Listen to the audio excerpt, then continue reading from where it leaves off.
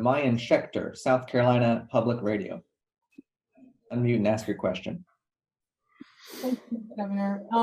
You are running in a state where Trump has remained pretty popular, and also where we have two South Carolinians running in this race, Nikki Haley. The latest Fox Business poll had you pretty neck and neck with Nikki Haley. How exactly, given that she was a governor, you are a governor, but how exactly do you plan to differentiate yourself in a state, burst through the bubble when you are dealing with two people who are incredibly well known in this state, plus Trump, who obviously has remained pretty popular as well with voters?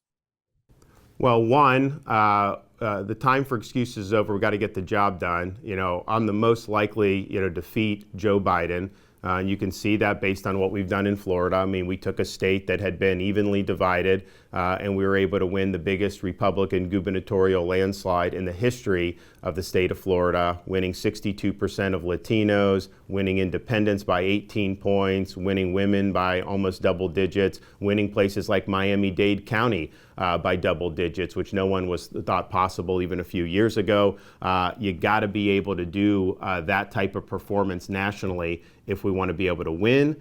Second, I think I'm bringing to the table the type of biography that people in South Carolina find appealing, not just being a blue-collar kid that worked minimum wage jobs growing up, volunteered to serve in the military, volunteered to serve in Iraq alongside Navy SEAL Team 1, and did that without really getting anything paid for, and I declined a lot of more lucrative opportunities in the private sector because I believe in putting country first, and I think people see that. Why are you running? Are you running to be somebody? Are you running to do something? And I'm running to do something. I'm running to reverse the decline of the country. And then I have a record of success in Florida of actually producing results that is just second to none. And in fact, if you look at everything I've promised people I would do, we've delivered on that and then some. Most people who run for office overpromise and underdeliver. We made bold commitments and we over-delivered on those promises.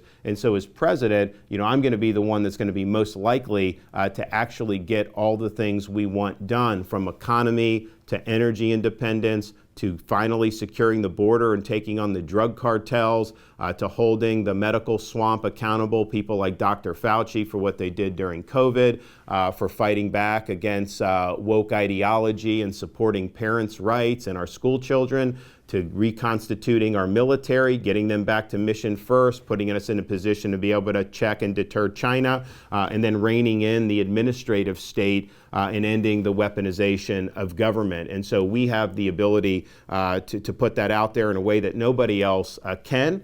And I think that there's a reason why, we're seeing this galvanized support in places like the early states. And for me to have gotten all these endorsements in South Carolina, given that you guys have two of your own politicians running, I think that shows that when people see us, when they see what we've been able to accomplish, they come on board, and we're going to continue to build support. So I'm very optimistic about our pathway there.